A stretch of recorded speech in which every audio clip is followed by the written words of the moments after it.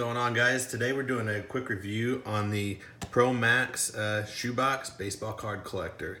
If you're like me, growing up, you obviously did a lot of baseball collecting, football, basketball, some kind of cards, maybe you got some Pokemon, all that kind of fun stuff. But if you're like me, I've kind of stored them for years and years and years in the classic old box that sort of look like this. You used to just the cardboard ones that you just fit them in like that. Obviously no protection at all. You're gonna get the same amount of protection out of these other ones, but the one good thing about the one I'm about to show you is that it's actually plastic. So you're never gonna get it wet, you're never gonna get it soaked, and it would obviously ruin your cards based out of cardboard as well and paper. So once this gets soaked, these are gonna get soaked. One good thing about this one is you could drop water on this and it's just gonna shed off. It's actually plastic. It's washable, it's cleanable. So obviously if you ever had, I don't know, mold, mildew, any kind of stinkiness out of them, you'd be able to wipe them down and actually reuse these if you wanted. Whereas once you get done with these classic cardboard ones, you're absolutely done with. So after 30, 40, 50, 60 years of these, I have a feeling they're gonna stink, they're gonna get bad.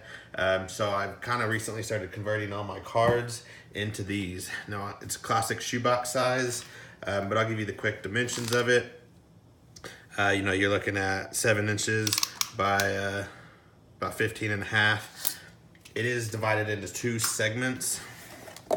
On the inside, you can see there, it's a lot bigger than the one that I showed you earlier. These were the ones that I used to have. I used to have single ones that were about this wide. I think they held like 2,000 cards, give or take.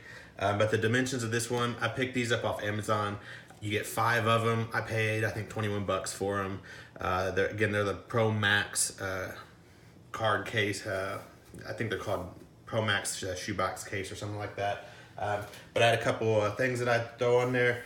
It says that they hold about 1,600 cards that are just standard cards. I'm assuming kind of like a baseball card standard, or they said 2280 for a gaming card. That'd be probably your real thin Pokemon cards, or all those other gaming cards. They seem to be a little bit thinner. Or 300 3x4s. I think the 3x4s are the big the old plastic cases that used to look a lot like these.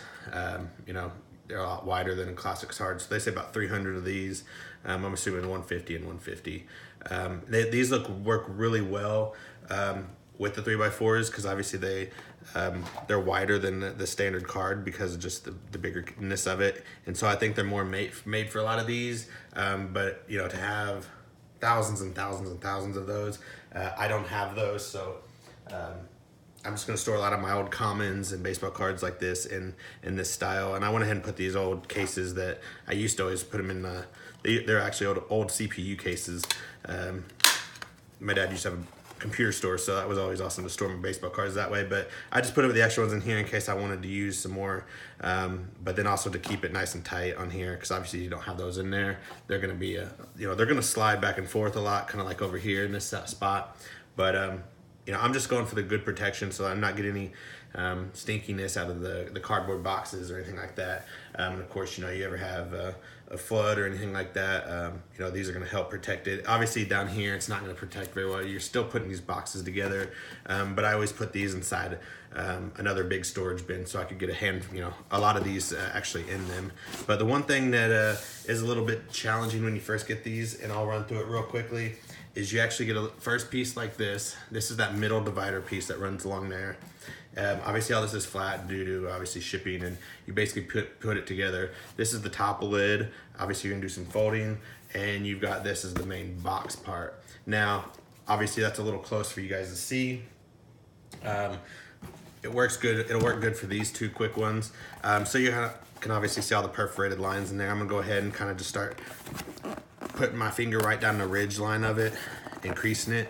This is probably the more tougher one. It's not terribly hard. You just got to hit it on the right spot sometimes to get these rolling.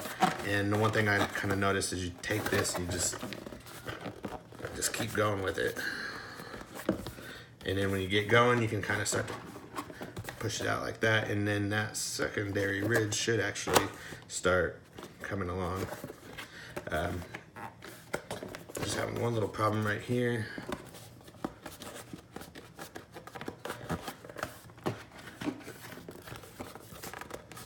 right, there we go. So obviously then when this ridge is actually in there, which these can flatten out a little bit better, you know, I'll do that on my own time though. But you can push these along the side. These are gonna lock that down the center so it's not gonna move, which is pretty good engineering actually, I guess. But here's the top lid. We'll go ahead and get this one quickly folded up on. I take these two sides, bend them in,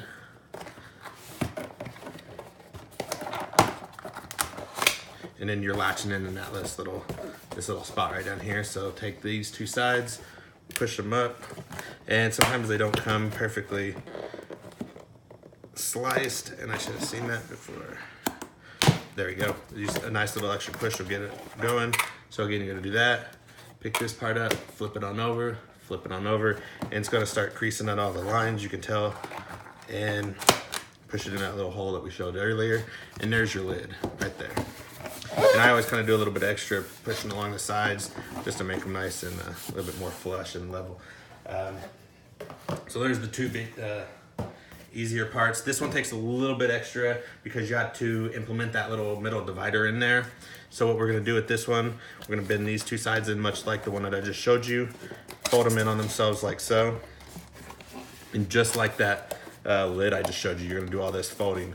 But the one part that gets just a hair tricky, we're gonna bring back that middle divider, push these two sides out, and you're gonna keep that middle divider nice and locked in there. So my best thing is I just kind of focus on one side at first, and you can see I've got the little T going on right there, bend it over, and focus on one side, lock it in. It's gonna find that nice little hole right here as well, and focus on that other side. Now you start to put it together. The middle spots, you know, I mean, you don't have to use it if you don't want to. I have been just because, and when you put it together, you can get this ridge line to look really nicely. Me being a little bit fast for you guys, I need to focus on that little ridge right there, make it a little bit more flat. So it's a little bit, it would just look a little bit nicer, but for sake of the video, we're just gonna keep putting it together real quick.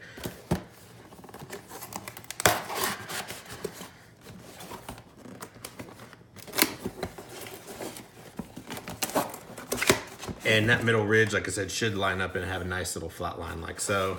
But like I said, I'll focus on that later. And you see now you have the box, you have the lid, and you've been able to put it together. And like I said, I spent about 21 bucks of these on, you get 5 of them, so you're looking about $5 a pop, or $4 a pop. But it works really nicely. You know, I've got 10 of them now. Shows you how many just kind of crap common cards that I have, but I just didn't want them rotting away and figured I'd do this the best as I could. The other jammer card cases, those are one of my favorites. Those just don't, they're more pricey and they don't hold as many cards. So I mean, I'd have to go 20, 30 of those probably. So you know, anywhere between 10 to 15 bucks a pop, you don't want to do that. So cost wise, these are pretty efficient, pretty nice, and just another item that I really enjoy having, and kind of have a little bit peace of mind on how I store my cards. So anyway, hope you guys liked that video. As always, feel free to comment, like, subscribe down below. I need every one of you, if you like my stuff, stick around. I do a video a day for a year showing you guys the YouTube process. So obviously I need 1,000 subscribers and 4,000 watch hours. So that's what I'm asking everybody. Please, if you do like my channel, subscribe. That's what we need the most, so that we can actually start doing this YouTube process and showing you guys, can we make money? Can we make a success channel? So hope you guys like it. And as always, feel free to comment, like, subscribe down below, and can't wait to see you guys in the next one. Later, guys.